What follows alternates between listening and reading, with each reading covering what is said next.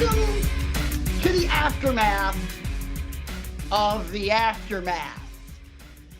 If you've already seen last week's episode of Wrestling with Egos, this wonderful show and your source for all of your wrestling infotainment, you may or may not have seen a not face-to-face disagreement. And we will get to that in just a moment because for the first time in a long time, I am face-to-face with the perpetrator of this. Welcome to Wrestling with Egos. However you might be watching us or listening to us, whether it be on the YouTubes or any of our podcasting platforms, Anchor, Spotify, Google, Apple, iHeartRadio, Amazon. Thank you so much for making us a part of your week, the wrestling infotainment, all that good stuff. My name is Patrick, and I am joined each and every week by these three other gentlemen you see on your screen. Let's go and say hi to them one by one. First, we have from across the pond, the funniest man in the room, KD. How are you, sir? Howdy. I'm good, thank you. How are you doing? And I'm not technically in the room. I'm very far away. Well, you're in the chat room, so therefore it's in the room. We face the screen. I'm okay with that. Yeah. And to that I simply say, wabadoo. Wabadoo. Next on the list, the man who is now face palming my dorkiness, the big Don of Wrestling with Egos himself, Big Isaac. How are you, sir? Pitchers and catchers go to camp today. There we go. I just want to put it out there. Hercules. I know what it is. You already know what it is. That's all I'm saying. I'm good.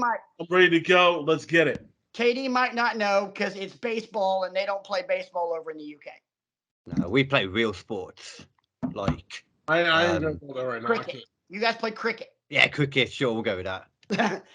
And last but most certainly not least, he is a man who I may or may not have referred to last week as a cartoon character from a Christmas movie that ruined everyone's fun by simply stealing everything. The Grinch that stole WrestleMania. Because dear Brian, dear best friend, given the choice between the two of you, I still would take the seasick crocodile because you are a mean one, Mr. Grinch. Stealing Christmas away from all of us because it was wrestling Christmas. And Brian, I love the mug. I'm sorry. Cool. Did you say something? Yes, yes, I may or may not have. Yes.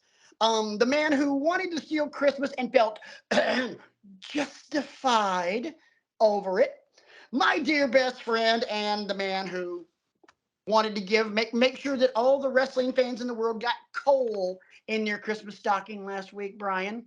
How are you? You purveyor of misery and sadness.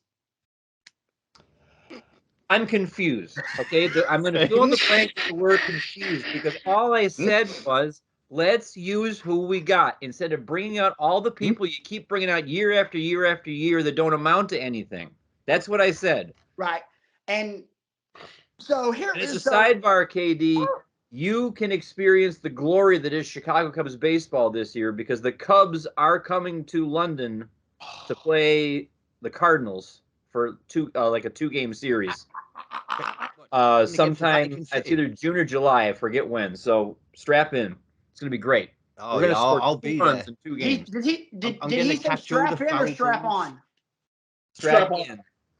Okay. Strap in is what I said. No, he didn't say that. Anyway, moving right along, Brian. The point that I made, and guys, full disclosure here, today is February 10th, and I posted said episode earlier today. So Brian has not seen it in full. Brian, the reason I referred to you as the Grinch is because the Royal Rumble is Wrestling Christmas Part 1, which means we get presents, we get surprises, and when we get a Royal Rumble the way you want it, where everybody like, Otis gets a shot at the Rumble, we don't get surprises. We didn't get any surprises, and it was kind of boring. So I mean, we got an amazing legendary run from the one and only Logan Paul. Let's just put that in there. Yeah, but the yeah. Being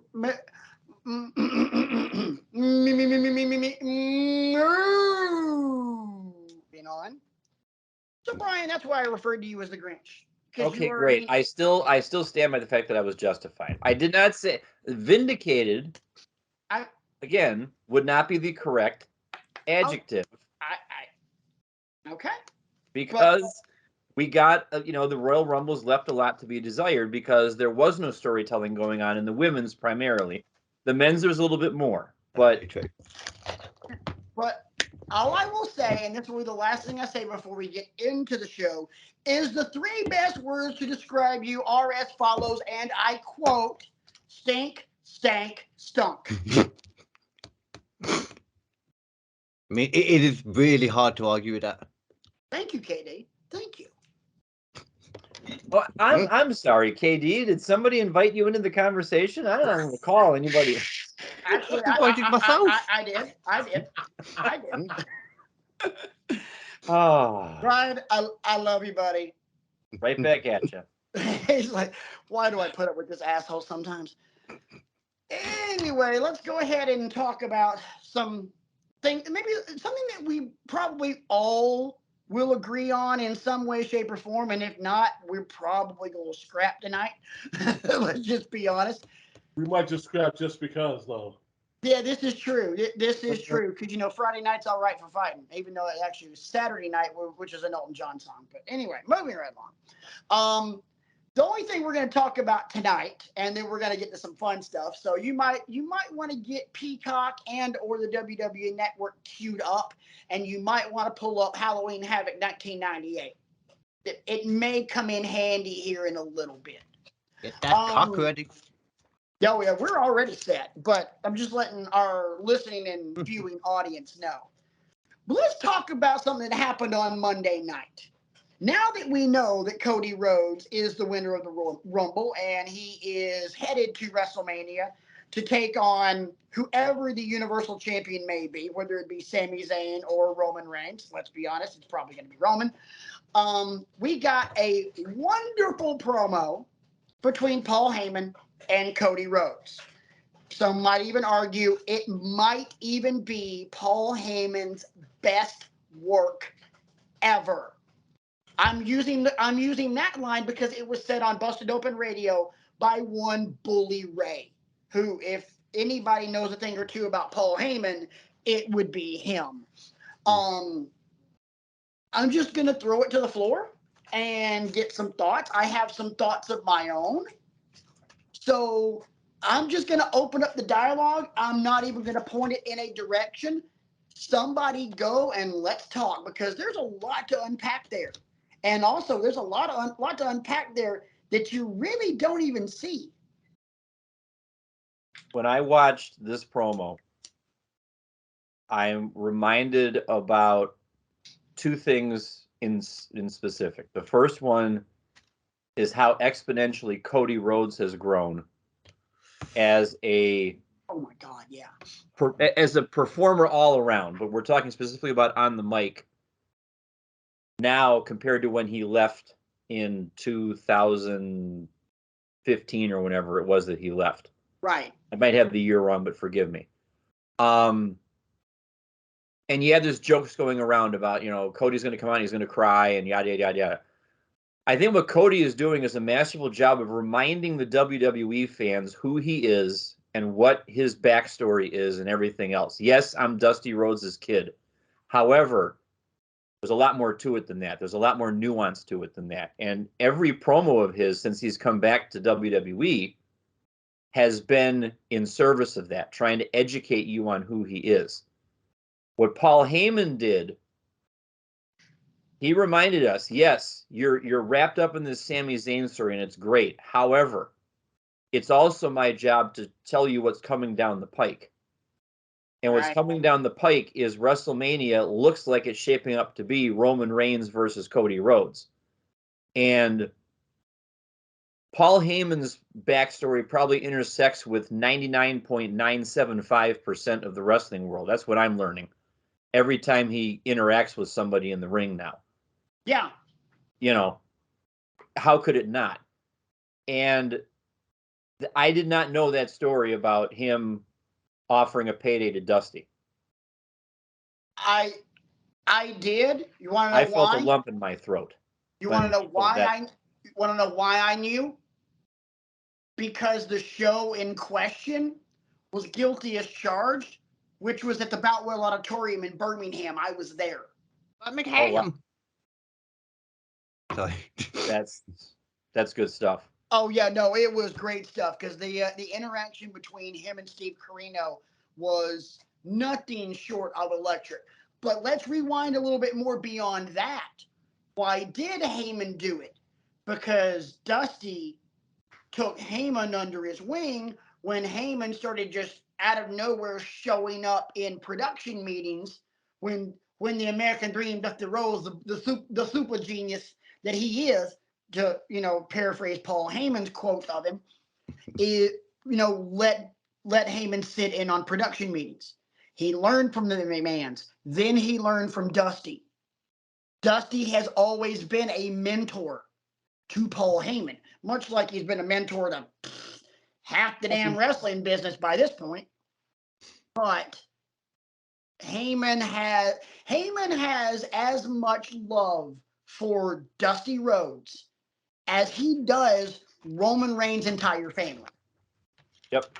And that came shining through. And that's why I wanted to make it a point to talk about that tonight, because running a wrestling promotion is not easy. We sit here and we fantasy book and we say they ought to do it like this, but in reality, you're spinning those plates and you're trying to keep them all spinning and you're trying to have none of them fall over. And it's fake to us as well. You imagine that, you're just going to annoy everyone more than anything. Like the people, you know what I mean? You're never going to make everyone happy when you run a wrestling company. But Paul realizes, okay, yeah, Elimination Chamber is going to be electric. It's going to be off the charts and all that stuff. But I got to get them ready for what comes next.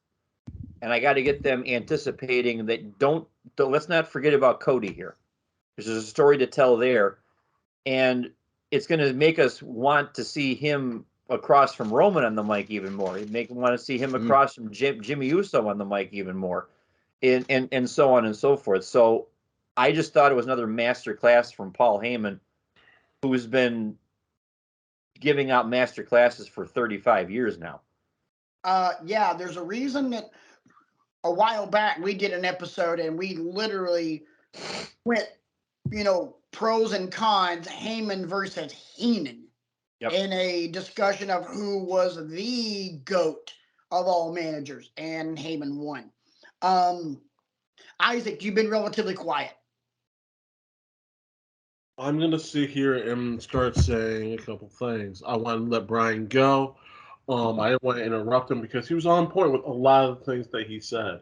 Yes, I did not. Do I agree? Absolutely.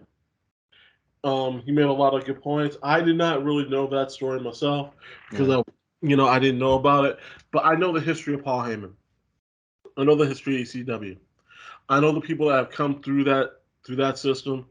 Whether you like them, whether you don't like them, whether they went on to be great athletes, whether they became champions in WWE, whatever the case may be, or they had some other stuff bad happen to them. We're not going to mention who they are. We already know where that's going. But, you sit here and you're watching them build up the story. And they're giving you the foundation. And making you realize that you're going to feel this once we get to WrestleMania, because you know the history of Dusty Rhodes and Dustin and Cody and the family and everything that Dusty has done for the wrestling business and how he turned it over to his sons. Yes, Dustin went a different route, and that's fine.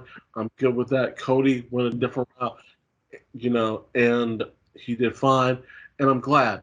We're building foundation so that basically we're building up to the crescendo, which we all know is going to be WrestleMania. Yes, it is Wrestling Christmas. We're coming up to part 2. We just have to build the storyline to get it there. because the fact that we didn't get to hear this story over the past year because of the torn pec from Cody. When you're done, I want to jump in next. So I got something to add in as well in a sec. Okay, give me a second. I'll let you guys go. Right. I think it was a masterclass. I think that both of them played well off of each other, and I think that I think we're going in the right direction where we need to be, and going into the next step, which is WrestleMania. And that's how I feel about it. I think that we're getting there, and we're building it up. We're going there, and that's basically the payoff is going to be WrestleMania, and we're all going to be invested. We're not so invested in Cody right now because we're building it up, but we're getting there, and it will happen. Patrick, go. How you feel? Katie, go ahead and go because mine I feel is going to be a little bit more long form. So I have a feeling the way you kind of set yours up, it's not going to be as such. So go ahead and go.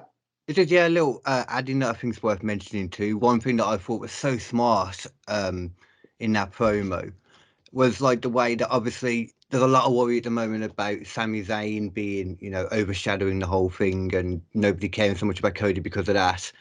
But the way, he kind of brought Sami into it and acknowledged he was his friend and that if he faced him, he'd be happy as well. I think it was just really smart the way they kind of brought it in and kind of let you know it's probably not going to end with Sami and Roman, but, he's my guy. And also the fact that they're not ignoring the 300-pound gorilla in the room that is the biggest storyline in the last 20 years of wrestling. Mm-hmm. Isaac, you brought up a really good point about the storyline and how this particular side of the storyline is being built. And what you said piggybacked off of what Brian said. Let me piggyback off of what both of you guys said, but go in the complete opposite direction. Because I have a problem with the way they are building this. And that is simply what happens after. This storyline is literally going to run from the Royal Rumble to WrestleMania and the end.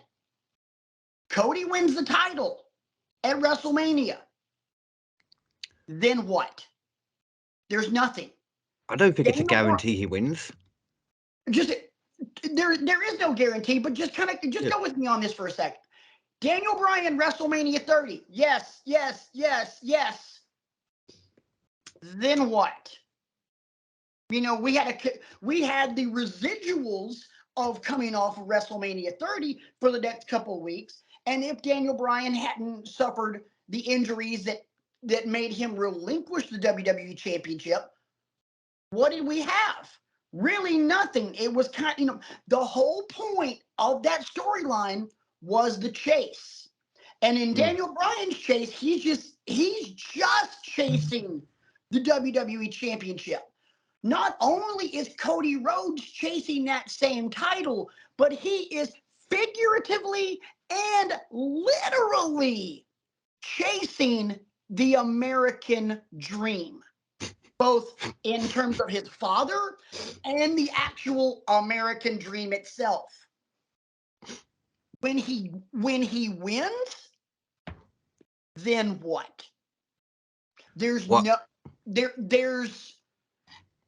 so much unknown there in terms of where can we go afterwards, and I don't like that because let's take, all right, so we have everything that we've discussed in this Cody storyline here. Now let's take everything that we've had, currently have, and may continue to have with the storyline involving the bloodline and Sami Zayn. Sami doesn't win the title at Elimination Chamber. This can go a lot of ways. Sami straight up doesn't win. KO comes in to help him out after a massive beatdown. Jey Uso still isn't involved. No SmackDown spoilers. Say what? No SmackDown spoilers. Yes, no SmackDown spoilers. What had happened? What I'm playing. Yeah. Yeah. Nia Jax is your new world heavyweight champion. Well, I'm definitely watching. I guess we can shut down the show then. Thanks for watching tonight. And cut. I'm playing. Oh, I know. This is why we love pro wrestling. No, it ain't. No, it ain't. Nia Jax becomes world heavyweight champion. This show is over. Tune in next week as Brian does the Sunday New York Times crossword puzzle. Exactly. But there's so much that can be done after the exclamation point to the storyline with Sammy and the bloodline. Because you can take Sammy and you can go Sammy and KO going after the tag titles, or Sammy still wants his pound of flesh against Roman. Even after Cody beats Roman for the title, Sammy can still go get his. What Cody got? I just kind of thought one thing he's got like a built-in match against Seth. Well, yeah. I don't want that, but here's the thing though. Because that match is going to be an in-ring masterpiece, you can bust that out anytime you need it. You can take that ace and stick that in your back pocket and hold on to it until the last damn minute. Then play it. Isaac, you look like you had something. Either that or you got a heart. Well, that's one of two. One, I agree with the fact that the next person that you think of after everything, one, I keep thinking of going back and watching Hogan after he lost the title to Sting at Darkhead? Starcade. And him going crazy and then saying, I want a rematch, and I'm in charge, and Roman getting it. But then we're sitting here and we're watching Seth freaking Rollins, who's white hot as anybody else on the planet, and we're all gonna sit here and say, why isn't he getting the shot? And we're gonna sit here and keep saying, I need to get a shot. Or the next thing we're going to talk about is Austin Theory. Whether he wins or he loses at, the Elimination Chamber, he's formerly Vince's boy. He's going to sit here and say, why am I not getting a shot? I have the U.S. title for blah, blah, blah, blah, blah. But the problem of it is, before you get there, is that WWE, has not set anything else up. That's what they need to be doing. That's what they haven't done. This is what they've done a horrible job of. Period. So here's something to what you said earlier is obviously, the obvious idea of going to Seth and Cody. That is the single word with all this build that we are putting behind Cody Rhodes to become the man to dethrone Roman Reigns as the WWE Universal Champion. Immediately giving him Seth freaking Rollins is the worst thing that could ever happen to Cody Rhodes, because your exact words, Seth Rollins is white freaking hot. But you are literally castrating the title run of Cody Rhodes before it can ever begin. You are giving to Cody Rhodes Daniel Bryan's neck injury. Hold on. Here's the other problem of it is, and we still sit here and think about it, they're not building anyone else out. You're right. To bring in, to solidify Cody as the champion that just took down Roman Reigns. He's going to need a 2 to 3 month to 4 month reign to even make him solidify himself as the champion. But who are they going to feed to him? B. One part of this I think we're overlooking. I've been hearing and reading the tea leaves for several weeks now. The company eventually wants to split these titles back up. They do not want to have a double champion anymore. I feel like if the story ends at WrestleMania or WrestleMania Backlash, maybe that's where you end up the bloodline drama and all that, and then you go give Roman his time off and he becomes more of a part-timer along the lines of Lesnar. That's the opportunity to split the titles, because Cody's talked about wanting to bring back the Winged Eagle belt, which would be wonderful. Oh God, yeah. Mm. And then you've got another title that's out there. You know, he relinquishes that one because I'm bringing back this one, and this is the championship that I'm going to defend on Monday Night Raw or whatever show he wants to do it on. I love a tournament. You use a good tournament to build, put all the hopefuls in there and tell some stories, and that could be your opening for an Austin Theory or a Seth Rollins, or all. Don't forget about the people who are hurt right now. AJ Styles would probably be a great fit for something like that. There's all these names that are out there, and it's going to take some orchestration. It's going to take some careful build. Will it be to the epic scale of what the Bloodline story has been? No, I can guarantee you it won't. Mm. But not everything is a Grand Slam home run the way this Bloodline story has been. Nah. We don't. I mean, we sit there and we say they're not building anything. They're not making any plans for after. We don't know that. For all we know, Triple H has the whole rest of the year planned out. But you gotta crawl before you can walk. I feel like everyone's got a lot more faith as well in his planning more than anything. That's why I don't feel as strongly about it myself. I think, like you, Brian, I just got a bit more faith that he hopefully will have a bit of a plan. Well, and that's why I say, I mean, there's got to be a plan, because you can't. That was the biggest problem that all of us had with WWE before you joined up with us, was plans got ripped up 10 minutes before Raw would go on the air, 10 minutes before SmackDown would go on the air, 10 minutes before a pay-per-view would kick off. Right. And I think that's where a lot of us, myself included, are kind of stuck, because that's what we're still used to.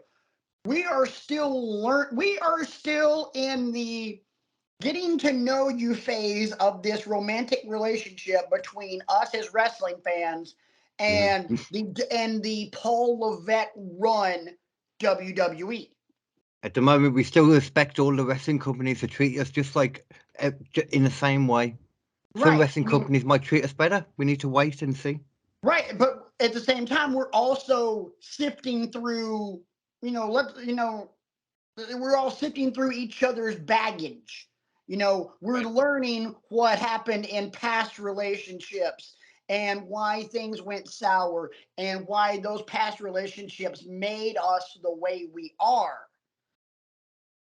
Whether it be positive or toxic or whatever else. We're still in that as wrestling fans with Paul Levesque's version of WWE. Damn, that was a really good analogy. I'm proud of myself on that one. You should be. I saw where you're going with it, and I'm like, holy crap. And I got to be honest, I thought I had prepared the Cody's chasing the American Dream line, and I was excited about that one, and I kind of got like a couple of looks from you guys, and then that one I'm like, yeah, I hit that one out of the park. Wasn't even trying to.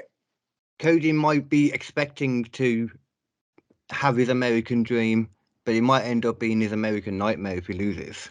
That's what I'm interested for. See, I got to be honest. That's an even better storyline. Is what if he doesn't? Yes.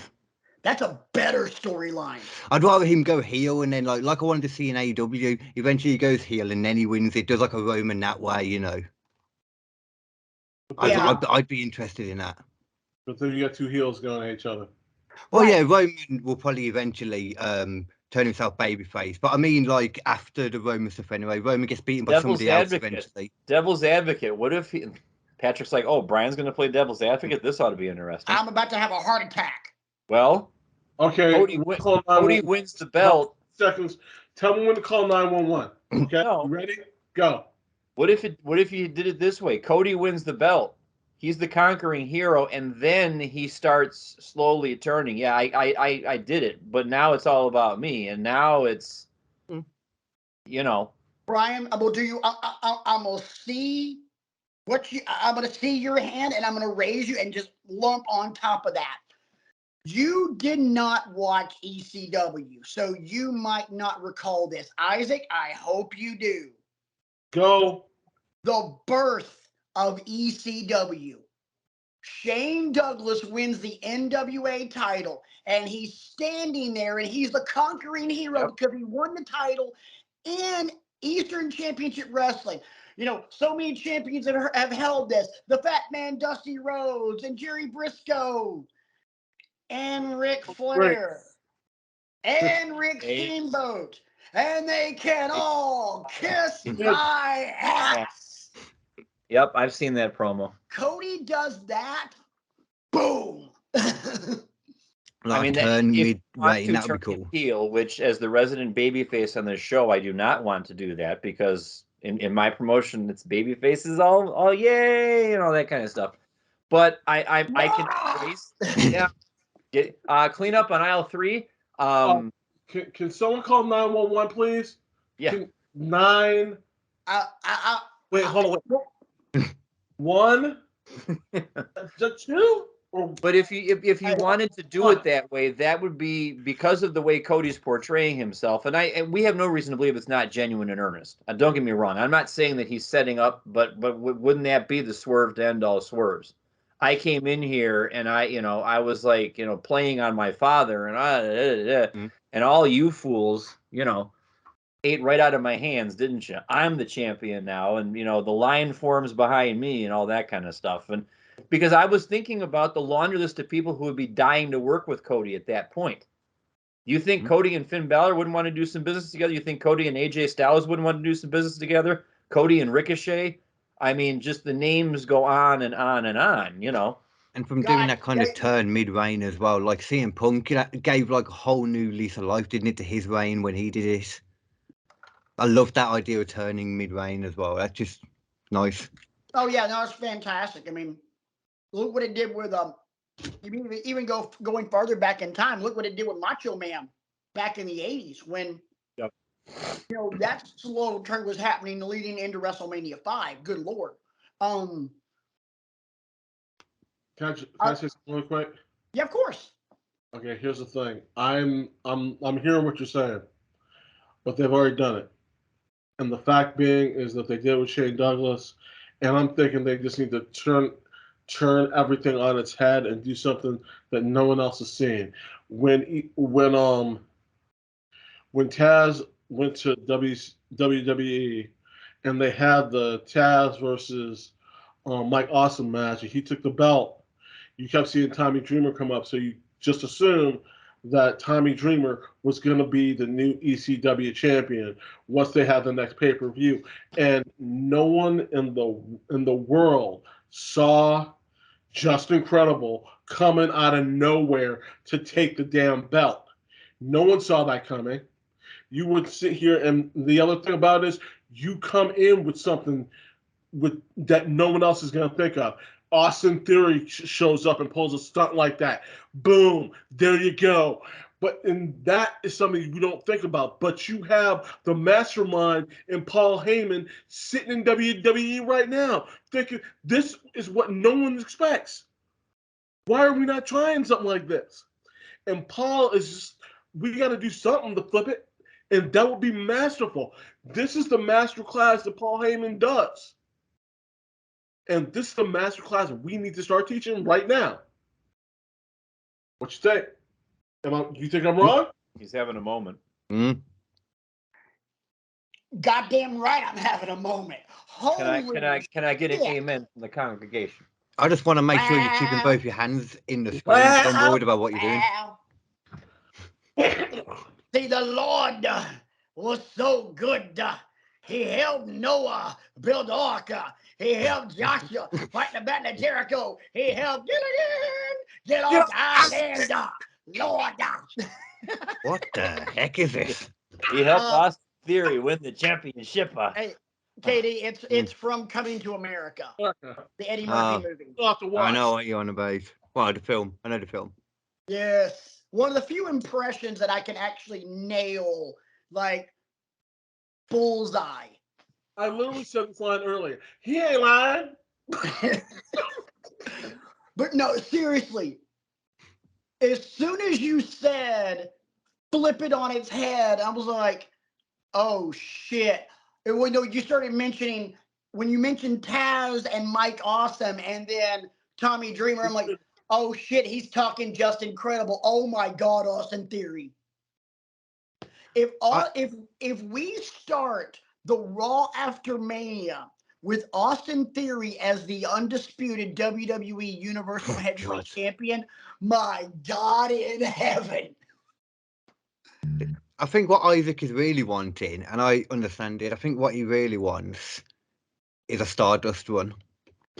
And I'm here for it as well. No, actually, actually, here's what I think love he's doing, Stardust. KD.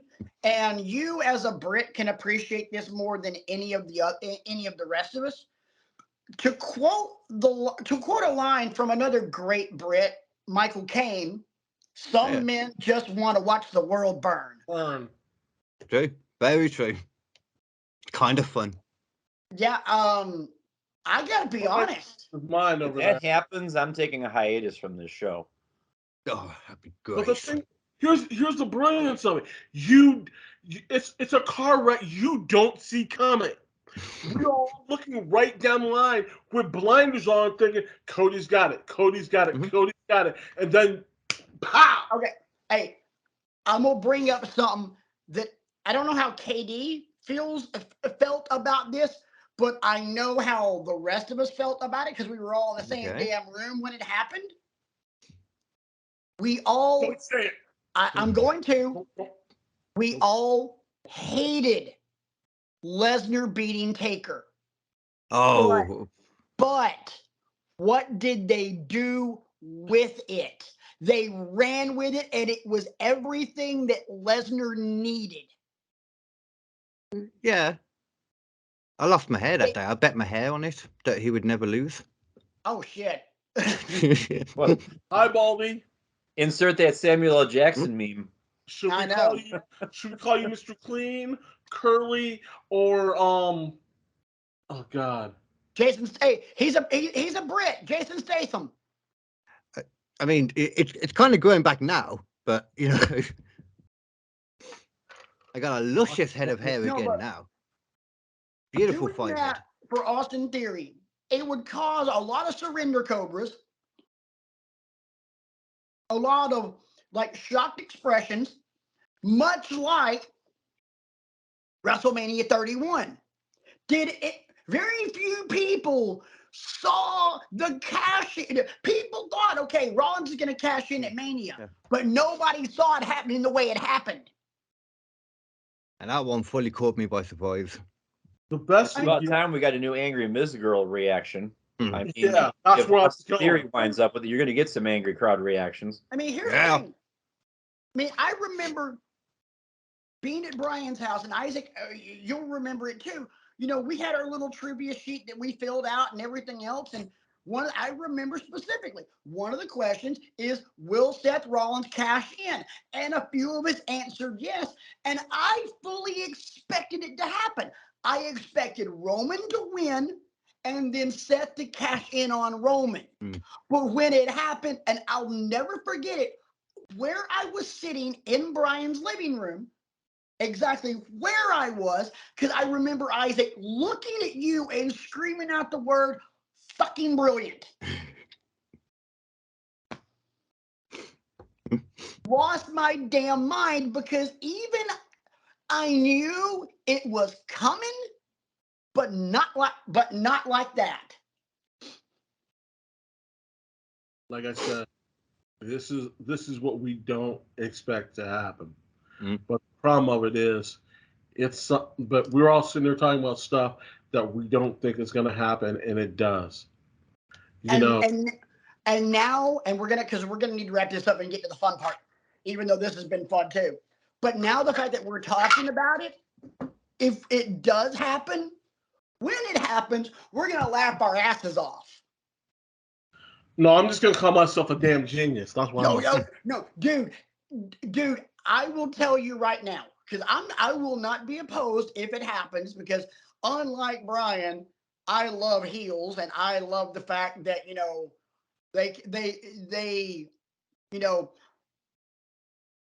without, to quote Bully Ray once, without Darth Vader, Luke Skywalker is just a whiny bitch from Tatooine. Yeah.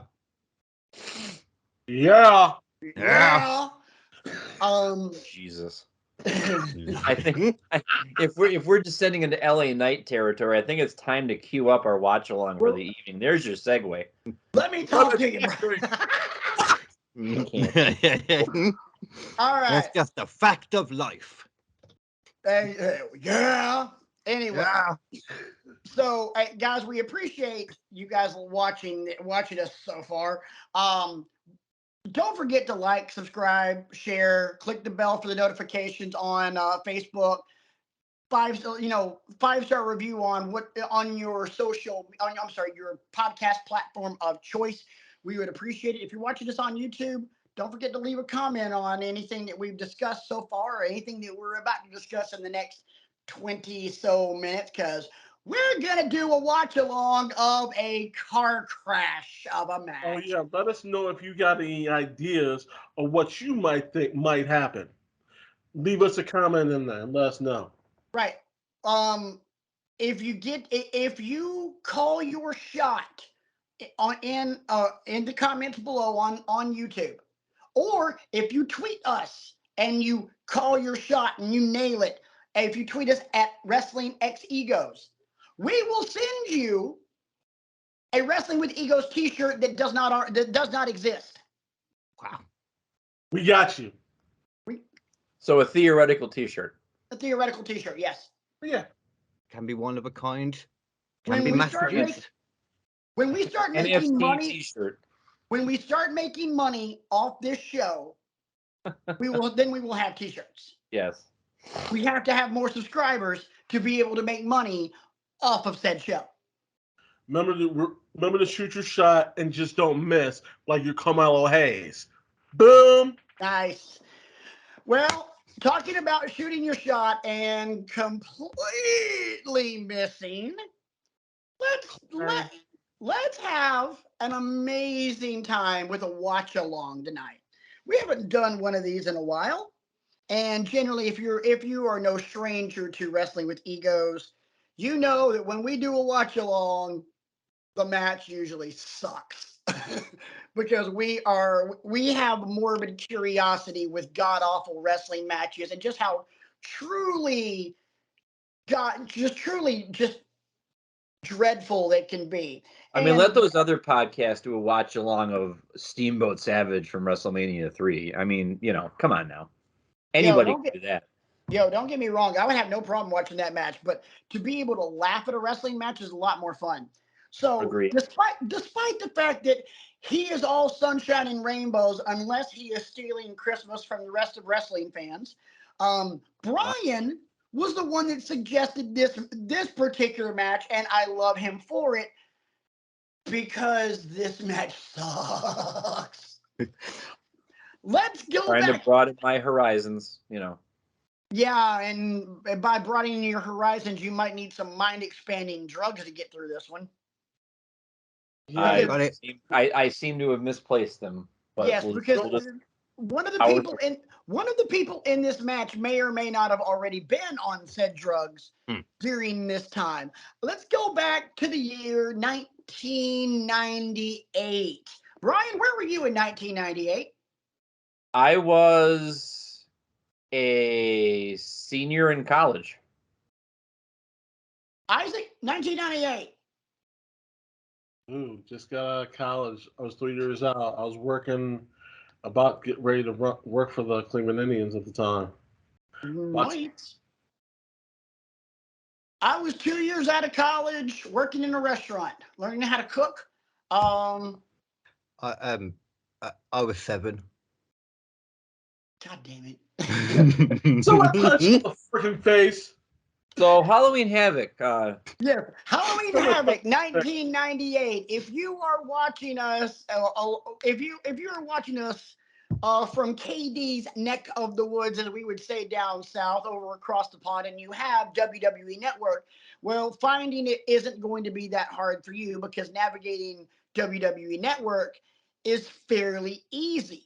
However, if you are one of those god awful, ugly Americans like us, and who have been cursed with Peacock, because Curse with the cock. yeah, we're on the cock, and it sucks the cock. And talk about and well, if we're talking about being on the cock and we're wrestling fans having to watch it on this platform, then guess what that means? We're all getting the cock. Brian, are you uncomfortable yet, Brian? Yes, Very he much is. so. We're soldiering on. Let's Halloween Havoc. I think we're missing the point. Yeah, no, For we're anyone- definitely not. We're definitely not. For anyone Halloween doing Havoc, it on the 1998. so for anyone doing it on like the British network or the normal network, the nearest you'll get is probably 2 hours 33 and 47. It's the nearest you can get to it. Good enough. Yeah, it's close enough. Good enough. If you can, we are starting at 2 hours, 33 minutes, and 52 seconds. So here's what I've got an idea. Katie, you said you were how many seconds? 40 what?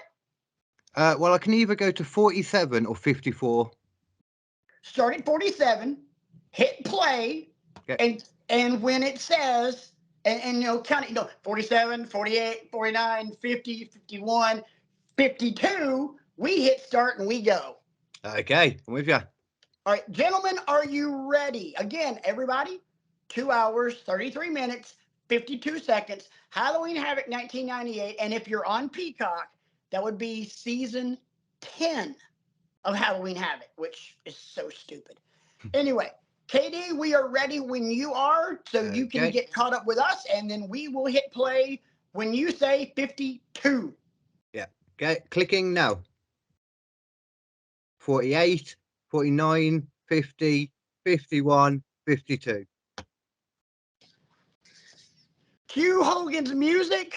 Hmm. It is Hulk Hogan and the Ultimate. Well, I'm sorry, Hulk Hogan versus Warrior. I may or may not have watched this a good chunk of this pay-per-view earlier today. Holy crap, is this thing awful?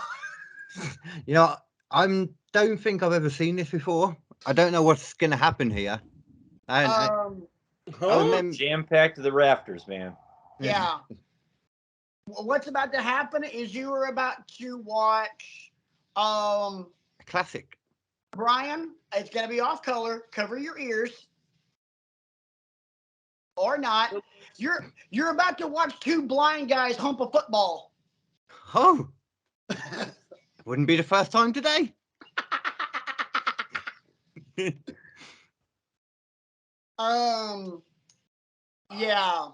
I will say this though, and I will say this, and Isaac, maybe more for you because you watched more WCW than Brian did.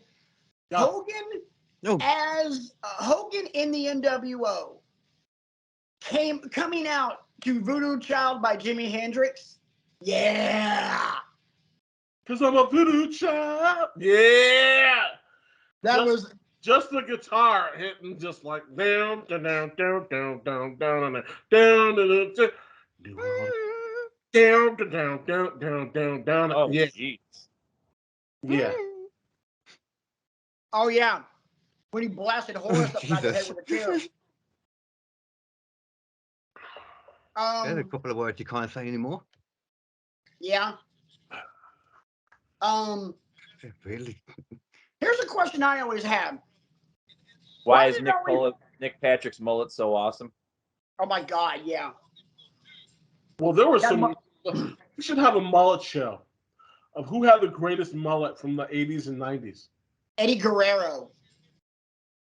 We need to do a time machine. John Laurinaitis had a great mullet back in the day. You're right, he did.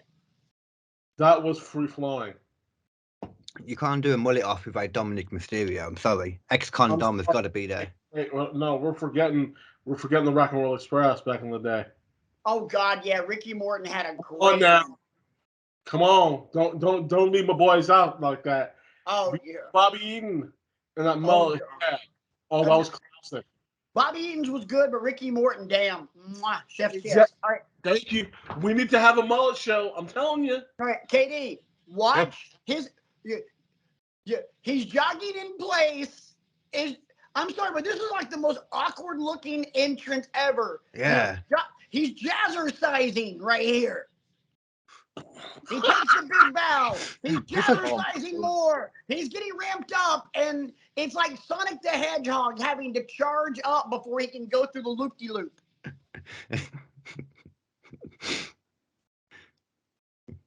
That was a good analogy. Thank you. Thank you. And the look on Brian's face is like, what in the mortal hell am I watching? What? No, Brian's look is, why am I here? Right here, right now. I'm going to assume this was including the infamous seeing him in the mirror bit. Yes, this was a part of that build-up, yes. Okay. Also part of this build-up was the match that ended the British Bulldog's career. Yeah. Oh. Because of the trap door. Yeah, the trap door at War Games, I think it was. How long was this stint for Warrior in WCW? This is it. Raw. That happened. Tonight is it. Oh, geez. Okay. This is the end, and this match has a lot to do with it being the end. God. Merciful Jesus. So. It's blown up already. I forgot that hat that Hogan was wearing. I love that style hat back in the day. Oh yeah. Love that.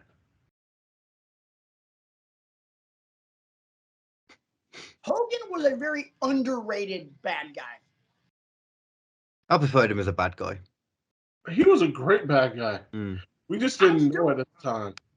Right. No, we didn't. At the time, we didn't know Warrior it. is already gassed. Say what? Warrior is already gassed. Yeah. He was always already gassed. Gassed. Know that. Dude, go Brought in a back. significant relief right here. Yeah, dude, no. You think this is bad? Go back and watch WrestleMania 6. He full dead sprints his ass down to the ring and is dying by the time he gets there. Now, on the other hand, something that we didn't discuss about the Royal Rumble, dude, Nikki Cross. I said that. She looked like the Ultimate Warrior running down there. Say what? She looked like the Ultimate Warrior running down to the ring. Mm. And But- she kept going. Her motor is on 20. Jesus, the woman didn't stop. She hit the ring and was still going. I'm like, she's got to run out of gas at some point. I'm like, She didn't. because the kid stayed up and was, my daughter stayed up and was watching the Rumble, and she got really excited because she wanted Rhea to win because Rhea was the one that came in first. She thought, Rhea should win because she came in first. She was cheering for Gunther.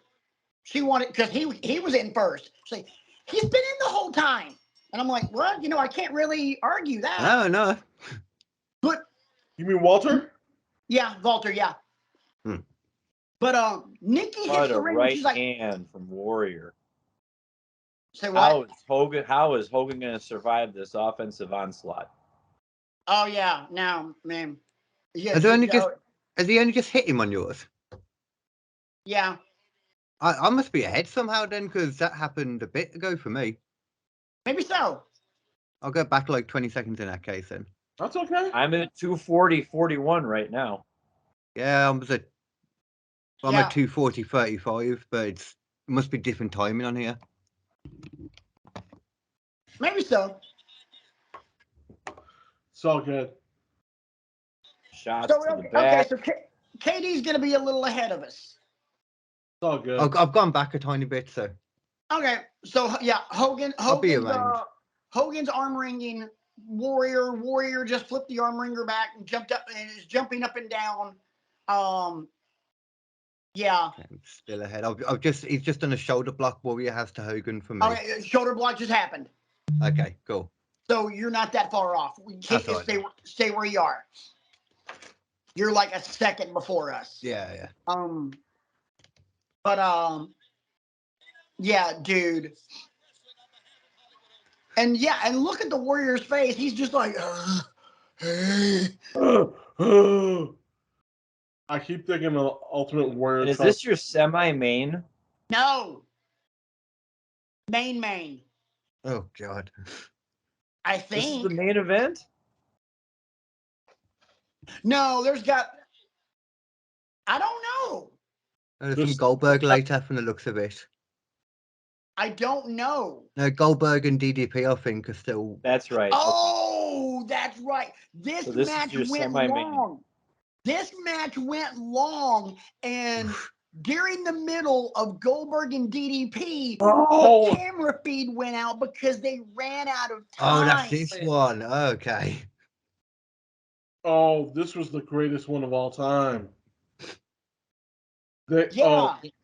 This is the greatest one of all time because they had to give back millions of dollars because they messed up on the time. They messed. Greco-Roman knuckle lock me. Let's go. You know what?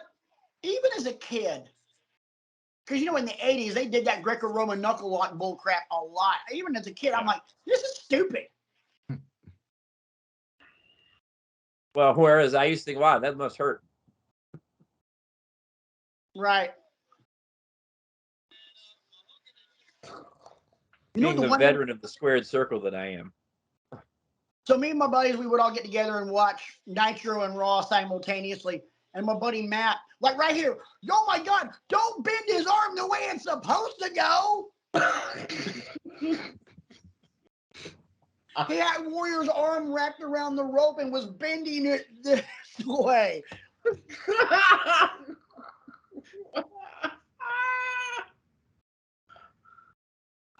Oh my God! I wasn't able to have two TVs going at the same time.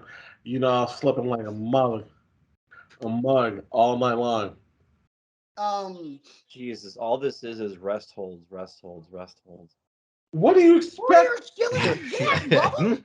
I know. I'm just saying. I'm just I'm trying to be more audio friendly to our people who are listening to us on Anchor and Spotify and iHeartRadio and the like. This is just. Originally, I was going to say he seems to be quite active, Hogan. That's changed. Yeah, kind of. This is not a spot, type of match where it's Eddie Guerrero versus Dean Malenko or Rey Mysterio or one of those guys going at it where we have to go through and be like, oh my God, what a move.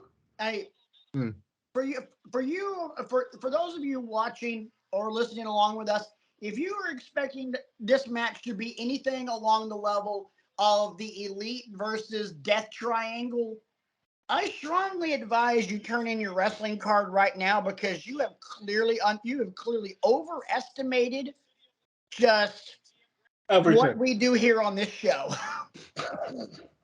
Much like I asked a certain Grinch to turn in his wrestling fan card last week. Oh, hi, Brian. I'm sorry. Are you talking about me? No. You keep enjoying your coffee there, Big Don. Oh, okay. How much mileage are we gonna get out of this? That's the question I We have. haven't started yet. Time out. What? Blatant hair pull from Hulk Hogan there. What? How many more 80s tropes are we gonna drag out of this friggin' match? The crisscross, baby. Oh God. Oh, we haven't started. The weirdest thing was like the whole spot beforehand was like something you do after like 10 minutes into a match. The powering back up with the arm, whatever that thing is. Terrible clothesline. Oh yeah, Brian. Here's my question: How long have I known you? Exactly. Yeah. And now you're asking how much mileage can I get out of a running joke? It's a fair question. You of all Hogan people just should know. Had to remind Warrior, hey, you got to come out here and get me. Oh my goodness. Oh God, yeah, you could literally see that, couldn't you? Jeez. He's like, come on over, come on out here. God. It's amazing in a horrible, watch the world burn kind of way. Yeah, it is. I mean, it is. But these fans are eating it up. It's like, Yeah. well, some of them are. And I remember being over at my buddy John's granddad's house watching this pay-per-view, and we're all and we're talking by this point, we're talking about something else. It's a legitimate wrestling history, though. This is. Yeah, if that's what you want to call it, sure. Hey, even World Oh War my II was God, legitimate what history. the Something ain't calling it that. Okay, there are ref bumps, and then there's whatever that was. That was horrible. Really? Even the ref bump in this match looked horrible. like ass. That was.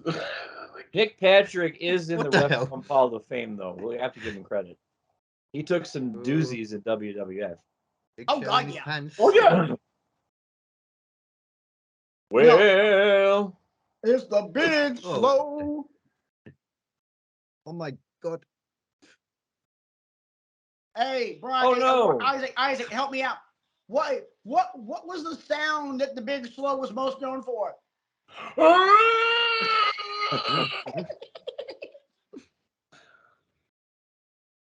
Oh yeah. You're welcome. Here comes the 93 NWO members. Uh-huh.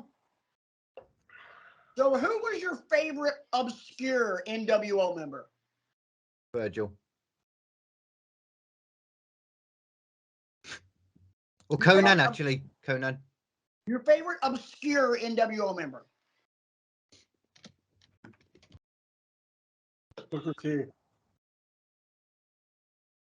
He was an NWO member. He was WWF, but WWE, but he was NWO. You're right. Brian? Miss Elizabeth. 1, 2. Wow. Yeah. Nick Patrick finding the fortitude and the guts to crawl over and make that pinfall. That Yep. pin count. You know what? It's those PF flyers he's got on. Hey, That's the my money. favorite obscure NWO member. I have a question. At what point do you look at this match and go, you know what this match needs? Let's bring out Scott Norton. I'm Because surprised we haven't Jay, seen wherever How you is are. stuck in a. oh wait, what about Buff? Oh. See, Now, I always wondered why that was never a DQ. Yeah. that first shot went right across his ear, for crying out Yeah, loud. I did. What the hell? You yanked him off while you're there. What little's there? Well, let me put the weight belt back on. Yeah, I don't get the weight belt in wrestling. I'm a strong man. That's what it's, Then why in the bluest of blue hells is Cody wearing one? Gotta have something to throw at people. You know, Not a WWE live event if you haven't got a weight belt flying at your head. all the weight belt is Bret Hart sunglasses, except it's a dangerous flying object. Exactly what it is. Oh my goodness. Did he seriously take him out with a log roll?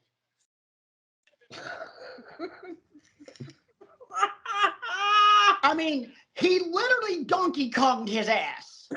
He was the barrel that rolled along the ground, and Mario's dumbass couldn't jump it in time. Boom, boom, If I had a boom, piece of boom, poster board right now, I'd write who booked this crap on and hold it up like Triple H did on stage that one night.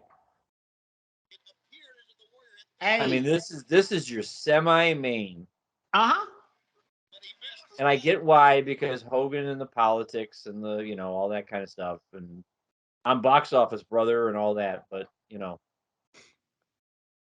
this is just, okay, now you're going to take the weight belt off. Hey, now, wait a minute now. Hey. Is this consensual or what is, Well, you do have to remember the NWO's theme song did sound a little like porn music. What are you Also trying true. to say? Why were you watching porn? Why? I'm a guy. Oh, Jesus. Okay, this match has probably already gone on, 8 to 9 minutes longer than it needed to. Thank you, Captain Obvious. Oh, I forgot no. about this. Oh, I no, we're remember doing now. flash paper. Oh God. Look at Yeah. the sweat coming off of him as well when he's trying to do it. And if you don't think it can get any worse, Oh no! Just wait. he burned his own eyebrows off. I didn't know that. That's great. See that, my friend, right there is talent. There it is. That's talent. This At, at this point, somebody should be in Nick Patrick's ear screaming, "Go home, go home, go the fuck home." Yep. Instead of letting this clodhopper keep lumbering through. That was gonna be a double axe, and he was too far away, so it turned into a weak clothesline. Right. And yet he's gonna go back up to the top. And it's okay. yeah. And that's from the burn, right? I think he bladed. Okay, I did. I don't have any experience with flash paper, so I don't know what it does to you if you don't handle it properly. So, but blading does make a little more sense here. Imagine that blading over a burn then. Yeah, I mean. Oh my God. I mean, dude, this match should have been over a long time ago because this match, ladies and gentlemen, is the wrestling definition of Murphy's Law. Anything that can go wrong did. There were some others that just were better at Murphy's Law than this, but this is a high standard to try and beat. Oh, of course, Eric Bischoff. Oh, Jesus. Now he's in his ear telling him to go home. Yeah, right. Now he's Nick and Patrick here. Go home, go home, go home.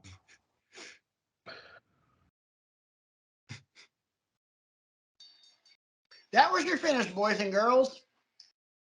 Oh my God. That was. And what did I tell? Where did we start? 2 hours and 40 what? 2:30. 2:40. No, it was 2:33 something. 2:33. So this match literally has gone 21 minutes.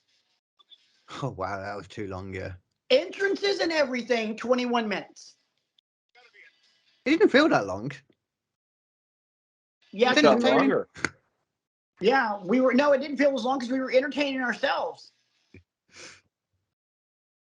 I appreciate you, brother. Yep. Quote unquote, brother. More like nephew. Oh Jesus. Oh God. Ooh. Who even is that dude?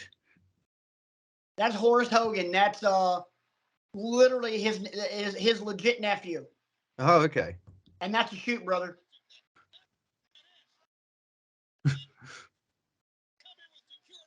Oh my God. See, here's my thing. We're gonna fake like we're gonna set the dude on fire just to bring in a whole shitload of security. And then just not do it as well.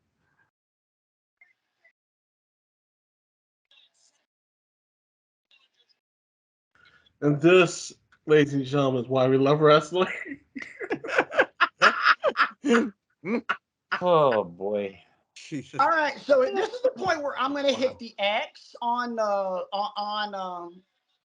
the match and not watch any more of this I'm happy to do that. Too. atrocity. Correct. So let me ask you guys a question. What did we learn today? Don't book Warrior. Don't book Hogan. Hmm? I'm a genius. Flash paper is not your friend. No. Hulk Hogan and Warrior made magic one time and one time only. We also learned Hulk Hogan is not a wizard. Oh God.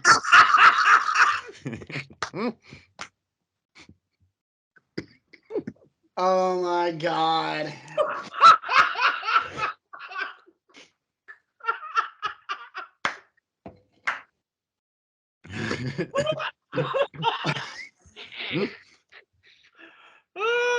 And I thought I had some good ones tonight. Jesus Christ. That was good. I want to point out that this show, ever since KD has joined us, has become infinitely more funny. It's all about the bouncing And off. we broke Brian. We broke Brian. Yeah. Hey. And I thought I had some good ones tonight, but I didn't expect that Dude, to land so well. wow. B, talk to me. Are you okay? B's gonna need No. No, he is not. I had to put myself on mute because, oh my God, I'm a freaking wizard. Love that. Oh my God.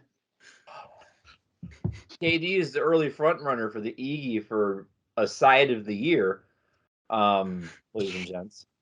Yeah. Oh my God. That right there, in terms of like just completely breaking a show, that's top 5. That's That is top 5 in show history of Yep. bringing this show to a screeching halt. That's That's happy up to there help. with let's bring in Scott Norton and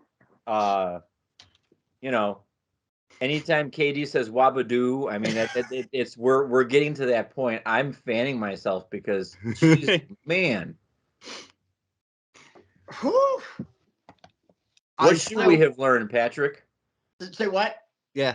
What should we have learned from this match? Because apparently we all came. Well, KD came up with the right answer, but you didn't like our answers. So what should we have learned, teacher? Honestly, I didn't really have an expectation. I just wanted to see what you guys would say. I'm just why looking this at the match. Let's put it this way: I get why this match was. I did research, come up with the ideas that I did. I just started looking for lists of like matches so bad they're good kind of things, and this one showed up on this in the all 6 articles that I read. This match was in the top 5 of every list. I tell you one I would love to watch at some point. One of you suggested it. It might have been you as well, Brian, actually. The reverse battle royal in TNA. I don't think I ever watched that in full. Brian did recommend that. That might have to be next. Because that one was Because I mean I read the the rules and I'm like, this makes no sense. And I guess that's the whole point, but down the road, if we're looking for another another way to fill an evening in, we need to do more of these more often because they're just fun. There hasn't been a single time that we've done one of these where it wasn't just hysterical. I still, even though and for those discerning listeners, we can put a couple bangers in there too. But I mean, we really want to roast these more than we want to just talk about. Oh, what a great suplex! Oh yeah, no. Oh, what a great figure 4! Oh, no. What a great crucifix! That kind of thing. No, the whole point of this is being able to laugh at just how absolutely stupid and absurd this whole world can be. Because for every Shawn and Taker from WrestleMania 25, there's a King of the Road match. And it kind of gets back to what I was saying earlier about a promoter needing to spin the plates and keep more often than not, you ain't going to keep them all up in the air. No, they're going to crash to the floor. You know what I learned today? all this did was solidify my belief that the right promotion the right promotion died a slow and painful death. That's fair. For I'll agree with that. I'll agree with you on that point. I still gotta think that I really wish that ECW, with some of the things that they were doing and the people that they had, would have stayed on a little bit longer. I agree. But This is, I completely I see your point. I agree with you on that one. this is the one thing I do not understand. And obviously, if you go back and you read like the book that Guy Evans wrote with Eric Bischoff about about the end of WCW and Time Warner getting involved and all of that, that was the true reason for WCW, dying. But when you look at that company and who all was there as your main event talent and also your up and coming talent that they were growing just in spite of themselves, there is no way that promotion should have died. No, that's true. Not at all. WCW was loaded. Yeah, the cruiserweights and the the other mid card people, people like DDP and Booker T, the tag scene was pretty good, Harlem Heat and all that kind of stuff. Disco Inferno. Hey, you know what? First off, Glenn Gilberti gets a lot of shit for being a shit human being now because he is. And he gets a lot of flack from his time as a wrestler because that gimmick was god awful. But you know what? He did not suck in the ring. Disco could go. He could. Look, as much as I downplayed Disco, and I do because it's funny. It just does. But honestly, he could go. Alexander Poole, doing all that. Oh my God, Alex Wright. That Berlin character might have been one of the worst things ever, and especially the timing of it because it happened right around Columbine. Yeah. But Alex Wright was an underrated freakish athlete. That dude was butter in the ring. That drop kick he had, oh my God. Easily top 5. Mm-hmm. Was that the other dancing dude? Yes. Okay. Yeah. Yeah. Alex Wright was the German dick dancing guy. Yeah. Yeah, I don't know that part. Yeah. Yeah. One of my favourite things I ever saw from Disco Inferno on his podcast, I thought was amazing. It was him. I don't remember who it was he was talking about, insulting somebody for needing to get with the times from somebody who had a disco character in the 90s. It was great. It was something like that anyway. But yeah,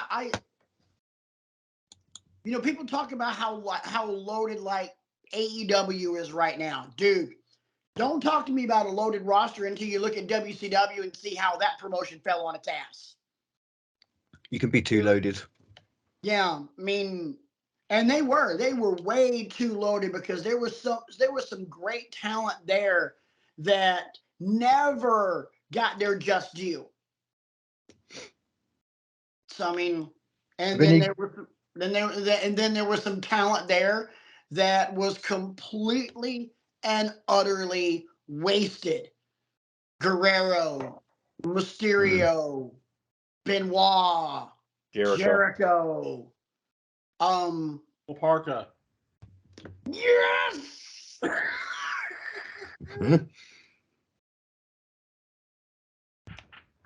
God, Laparca was awesome. Oh, come on! Don't act like Dude, I would mark out for Laparca so freaking bad. It wasn't even funny. Laparca was my dog. Look, there were so many times that you'd sit there and be like, I'm waiting for this match to come up. and you saw Dean Malenko and you saw Eddie Guerrero going in a match, and you were like, "Oh my God, this is about to be a banger." And you have those guys, and they were underrated. Perry Saturn was underrated at the time. All those guys that were the radicals were completely, underrated. That was horrible. And you just couldn't find a spot for them because they kept getting pushed down because of Hogan and the NWO and everything else that was going on, and they were only looking at the big guys. But you can't sit here and deny the other guys and what they were doing and how much work they were putting in. And it wasn't fair. I will give you one final reason why WCW deserved to die. They kept down a talent who revolutionized the entire business as a 19, 20, 21-year-old kid. And that was 98. 20 years later is still good in the ring. And I'm talking about Rey Mysterio. It's Yes. I mean, Rey Mysterio, and we did a GOAT episode on him already. Rey Mysterio is, one worthy of being amongst those in the GOAT discussion of the greatest of all time. But I will tell you, and no one will ever convince me otherwise, as far as high flyers, masked men, or luchadors, the greatest of all time.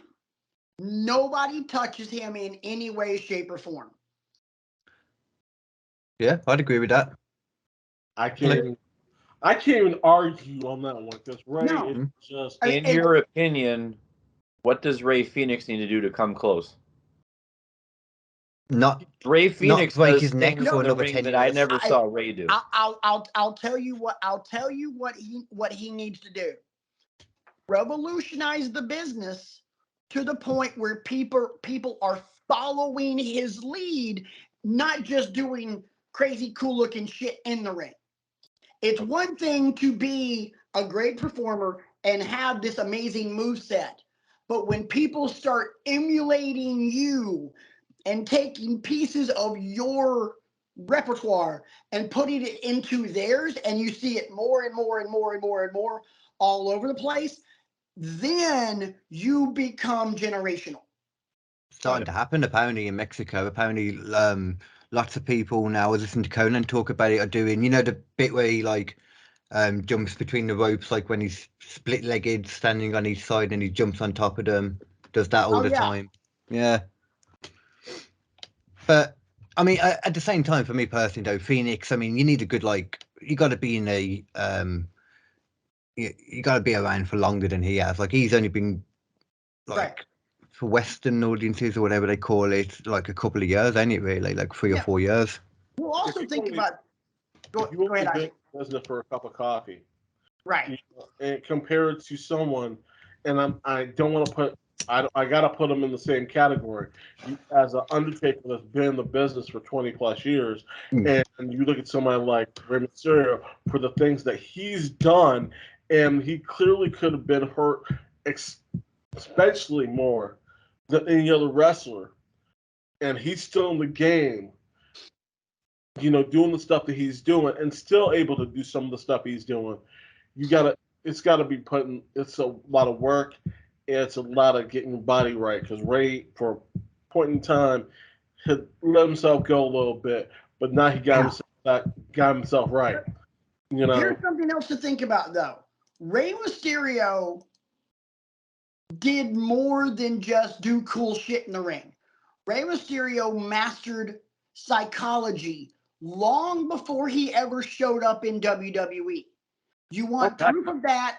Go back and look at his matches. Go back and look at that one Halloween Havoc match that he had with Eddie friggin' Guerrero. Go back and look at some of those cruiserweight title matches he had with Dean Malenko. Those, not only are those matches spot fests, those matches are a 400 level class in ring psychology because the match is a roller coaster the entire time. You know, Master class. oh, beyond masterclass. You're talking like PhD level shit here, dude. Oh, you're Ray talking. Phoenix. Ray Phoenix does cool shit in the ring. Like I used to watch America's Got Talent a lot, you know, in like the early seasons. And every year I could always count on there being one act that would wear the bodysuits that had the lights on there, and they'd kill the lights in the entire crowd, and then they'd have some choreographed dance with the lights, and they'd make shapes or, you know, weird stuff like that. And I would refer to acts like that as an avatar act, because just like the movie, it looked awesome, but there was really no substance to it. Go back, you know, seriously, guys, take a look at the movie Avatar, and if you actually think the movie itself is a great movie, then we need to talk, because the script is absolute ass. But the movie looks like the movie looks amazing. It's a lot of really pretty colors, but the script is ass.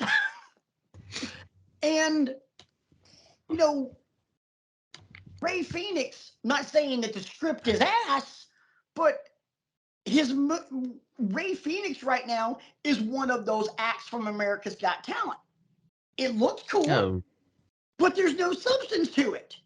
He just Where are you going does to take it cool from here, shit. kind of thing, like Simon Cowell would say. Yeah. I would say he's finding it though as well. With like I am a big fan, for example, of was it Alex Marvez, the hype guy that they Yeah. have. I'm a big fan of Alex him. Abrahantes. Yeah. What's that? Sorry. Alex Abrahantes. Marvez is he's like a commentator. Sometimes he shows up on AEW and interviews people. Oh, But okay, Alex yeah, Abrahantes is the hype man. yeah. So you know, you got that like substance behind it, that bit of like character. Even I suppose I'm assuming he doesn't speak English. I don't think I've heard him. Phoenix, no. The best Penta English does. speaker out of the brothers is Penta. Yeah. You know what though? I could totally see Phoenix getting there though. Personally, like he is one of the ones that I really look forward to seeing whenever I watch AEW. Like, every time. Right. And he can totally be that guy. But I'm just saying, like in the here and now, Right. he's pretty colors. Yeah, he's miles away. I get what you're saying.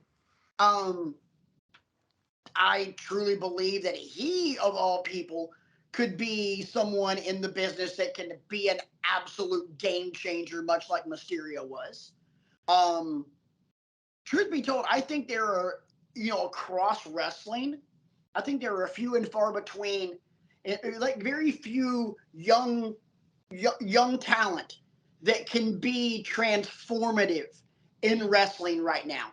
And a lot of them are the high flyers and the guys that do insane things in the ring. I believe Ray Phoenix is one of those. I believe Ricochet could be one of those. Yeah. There's a lot of guys that are in the business now that I'm like, okay, they can be really good. But in terms of like being a quote unquote game changer, there's very few of those guys. If they ever gave Keith Lee an actual run at something, Keith Lee could be one of those guys, because that is a big some bitch that can do some unworldly things. I've been a Keith Lee fan for a while. I keep saying his name. Keith Lee is remarkable, but he's one of those guys that nobody, for whatever reason, nobody wants to give a legitimate shot to. Yeah, it's weird. I'm really surprised I didn't use him better in AEW. Well, I say that. I mean, it's kind of how everyone's gone in AEW. They used well for like a few weeks and then lost in the shuffle. That is my biggest problem with AEW, and that's why I'm not watching it. I haven't watched AEW in months.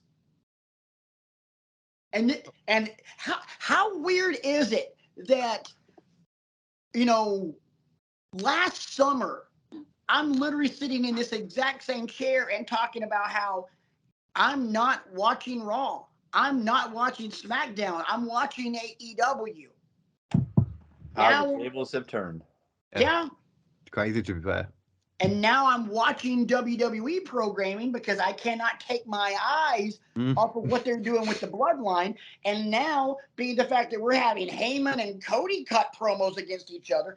And by the way, something we missed. Cody got Heyman to break. Yeah. Yep. Heyman's choking back tears because because Cody is invoking the name of his father, who just happens to be one of the reasons that Paul Heyman is Paul Heyman. It looks like as well the SmackDown's going to be kicking off with some kind of Paul Heyman, Sami Zayn promo. Yeah, I caught a very small little bit of that, and all I'm going to say is hot. Yeah. I did not catch context, but what I could see was Sami Zayn more or less screaming in the face of Paul Heyman. Yeah, that's from the thumbnail I saw. That's pretty much what I got. Yeah, I'm like, this is gonna be fun. I'm so interested as well to see if Jey Uso turns up. What they're gonna do with that? Yeah, because their tag title matches tonight, right? Yes. Yeah. Oh yeah, because it's supposed to be the Usos and then Braun versus Braun and Ricochet. Mhm. Yeah. Whew. Yeah, it's gonna be very interesting to see what happens there. And obviously, SmackDown's been over. It's almost midnight here on the East Coast in the U.S. But that could be interesting because because next weekend is Chamber, right? Oh No, yeah. Chamber isn't until the beginning of March. I thought it was Is the end it? of February. I thought it was Yeah, it's mid-to-end very of February. soon. Like very soon. It's 2 weeks away, I think. 2 or 3 weeks away. Let's have a look, because I thought it was next week as well. Katie, are you looking it up? I'm having a quick look, see ya. I'm right. looking it up too. Hold That's not working though. on. Oh, February I'm 18th. sorry. I'm wrong. It's next Saturday. It is next. Okay. Next week. Which I like because that gives us plenty of time to build the Mania. It does. I love that. But Yeah. I do hope that the Sammy storyline is going to carry on after in some manner. I think it will, to be honest. I think it's going to like kind of be in the background a little bit, for a few months and then kick up a bit. I think what we're going to get, and we can talk more about this next week. I think what we are going to get is we are going to get Jay costing Sammy the title against Roman, leading to another beatdown. And then Owen shows up, saves the day, and then at Mania we get Usos versus the Sammy and KO show. And then at some point you can replay Sammy versus Reigns if he's still champion. You don't even need him to be champion to replay that one. True. Yeah, good point. Yeah. I mean, okay, if it's me booking this one, Cody takes the title off of him, but Sammy's the one that puts the final nail in the coffin of the bloodline. Sammy gets his before Roman really goes off and takes his break. I think Solo will be pretty inconsequential in the main story of what's going to happen with the bloodline, but I think he's okay for that. I think it will work for him still. I got a feeling they're going to lock Solo in the dressing room like they did, like they've done with so many people, and put like a bulldozer in front of it so he can't get out. You know, that works though, isn't it? I still don't think that would help. Solo's a bad son bitch.